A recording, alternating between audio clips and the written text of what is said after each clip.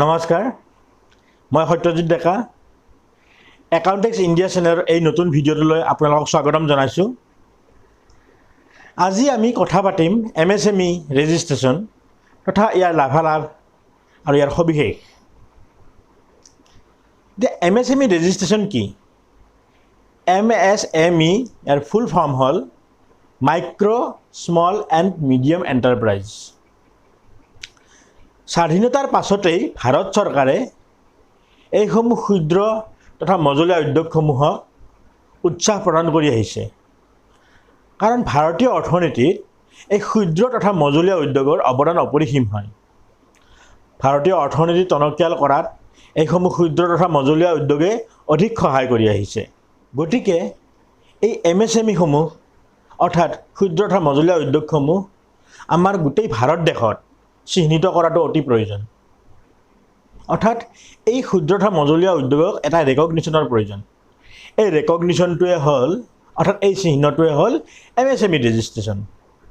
মই কিয় কৈছোঁ যে গোটেই ভাৰতত গোটেই আমাৰ ভাৰত দেশতে এইসমূহ ক্ষুদ্ৰ তথা মজলীয়া উদ্যোগে গা কৰি উঠিছে, কিন্তু এই ভাৰত চৰকাৰে আমাৰ এই ক্ষুদ্ৰ তথা মজলীয়া উদ্যোগক যি লাভালাভ প্ৰদান কৰিছে, কিন্তু সকলো এই উদ্যোগ নাইবা সৰু ব্যৱসায় ক্ষুদ্ৰ ব্যৱসায়সমূহে এই লাভালাভ ল'ব নোৱাৰে।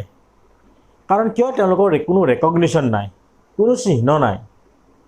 অৰ্থাৎ মই ভাবোঁ যে দেশৰ সকলো ক্ষুদ্ৰ তথা মজলীয়া উদ্যোগে এই MSME ৰেজিষ্ট্ৰেশ্যন কৰি লোৱাটো অতি বাঞ্ছনীয়।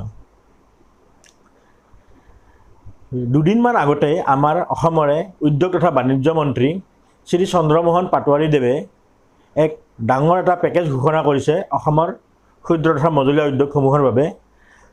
তাৰ সৈতে তেওঁ আশ্বাস প্ৰদান কৰিছে যে আগলৈকেও তেওঁ এইসমূহ সহায় আগবঢ়াই যাব।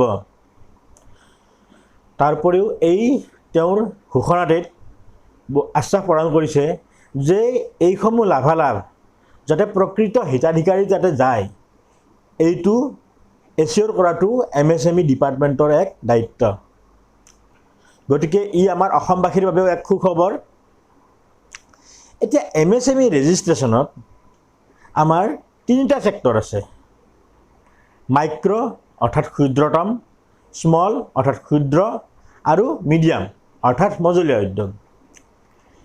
এই MSME ৰেজিষ্ট্ৰেশ্যনৰ আণ্ডাৰত তিনিটা ভাগ বিভাগত বিভক্ত কৰা হৈছে এই উদ্যোগসমূহক। এতিয়া এই ভাগসমূহ কেনেদৰে বিভক্ত কৰা হৈছে সেইটো আমি কথা পাতিম। ভাৰত চৰকাৰে এটা উদ্যোগৰ বিনিয়োগ তথা বাৰ্ষিক উপাৰ্জনৰ ওপৰত ভিত্তি কৰি এইসমূহ ভাগ বিভক্ত কৰা হৈছে। প্ৰথমতে আহিল মাইক্ৰ অৰ্থাৎ ক্ষুদ্ৰতম উদ্যোগ। এইসমূহৰ যিটো MSME ডেফিনেশ্যন, MSMEৰ যিটো সংজ্ঞা, আগৰ সংজ্ঞাতকৈ এইটো সলনি হৈছে। গতিকে এই মই নতুন সংজ্ঞা মতে ইয়াৰ বিনিয়োগ আৰু বাৰ্ষিক উপাৰ্জনৰ ওপৰত ভিত্তি কৰি মই MSME এই বিভক্তিকৰণসমূহ আপোনালোকৰ আগত দাঙি ধৰিম।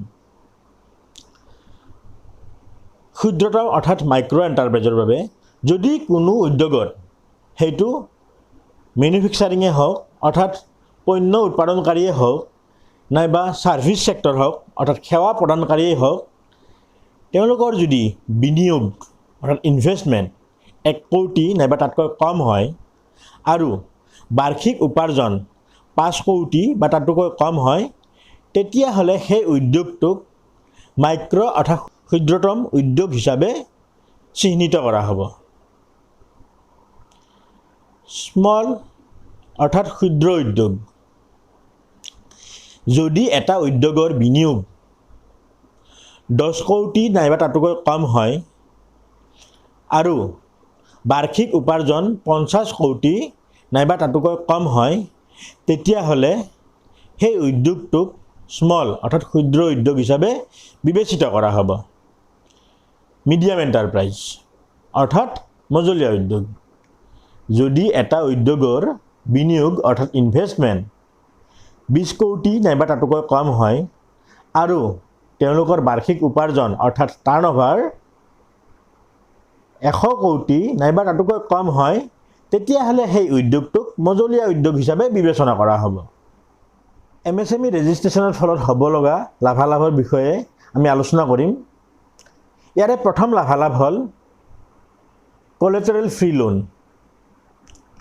আপুনি দেখা পাব যে আপুনি যদি কোনো বেংকৰ পৰা লোন ল'বলৈ যায়, ব্যৱসায়িক লোন হওক নাইবা সেইটো ব্যক্তিগত লোন হওক, তেতিয়াহ'লে তাৰ বাবে কোলেটাৰেল অৰ্থাৎ ছিকিউৰিটি ডিপজিট এটা জমা দিব লাগে।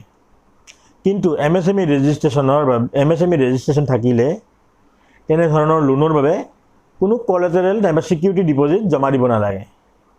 অৰ্থাৎ কোলেটাৰেল ফ্ৰী লোন তেওঁলোকক দিয়া হয়। দ্বিতীয়তে, যদি আপোনালোকে এটা পেটেণ্ট ৰেজিষ্ট্ৰেশ্যন কৰিছে, তাৰ সৰহভাগেই অৰ্থাৎ 50% চৰকাৰে ৰাজ সাহায্য প্ৰদান কৰে। অৰ্থাৎ আপুনি যদি এটা MSME ৰেজিষ্ট্ৰেশ্যনৰ অন্তৰ্ভুক্ত হয়, তেতিয়াহ'লে আপুনি পেটেণ্ট ৰেজিষ্ট্ৰেশ্যনতো তাৰে 50% চৰকাৰৰ পৰাই পাব। তৃতীয়তে, সুদৰ হাৰ অৰ্থাৎ ইণ্টাৰেষ্ট ৰেটটো কম হয়।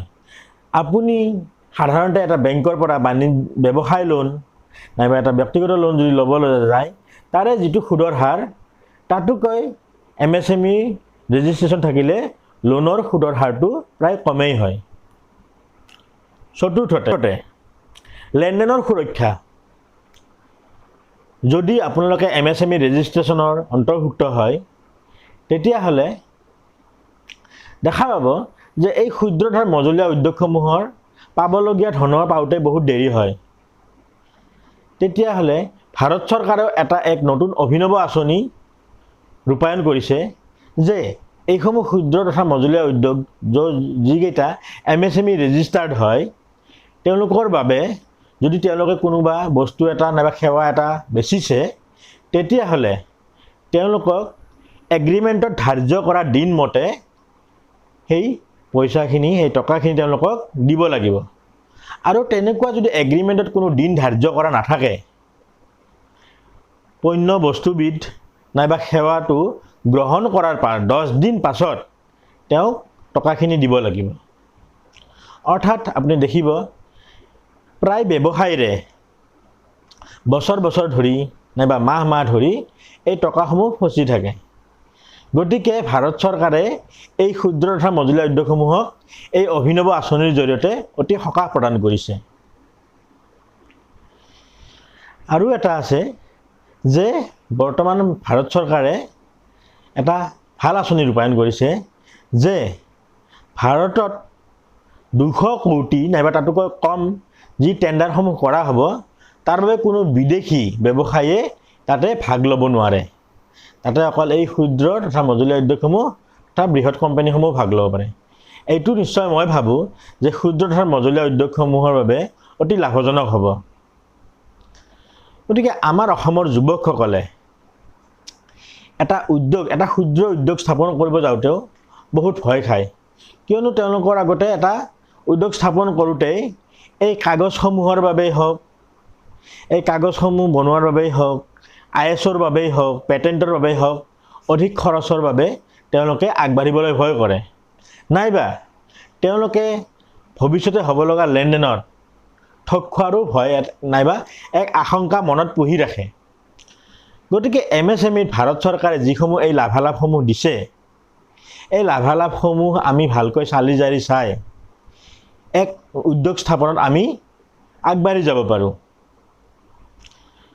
গতিকে মই ভাবোঁ যে অনাগত দিনবোৰত অসমীয়া যুৱকসকলে এই MSMEৰ ভাৰত চৰকাৰে যি সুবিধা প্ৰদান কৰিছে, এই সুবিধাখিনি লৈ অসমত অধিক কৰ্মসংস্থাপনৰ বাট মুকলি কৰিবলৈ তেওঁলোকে উদ্যোগ স্থাপনত ব্ৰতী হয় আৰু নিজৰ লগতে 100 জনৰ বাবে কৰ্মসংস্থাপনৰ বাট মুকলি কৰি দিয়ে। গতিকে আজিলৈ এইখিনিয়ে। মই আগলৈকেও এই বিষয়ত মই পুনৰ ভিডিঅ' আপোনালোকৰ আগলৈকে লৈ আহিম। এইখিনিতে আজিলৈকে আপোনাৰ আগত ধন্যবাদ।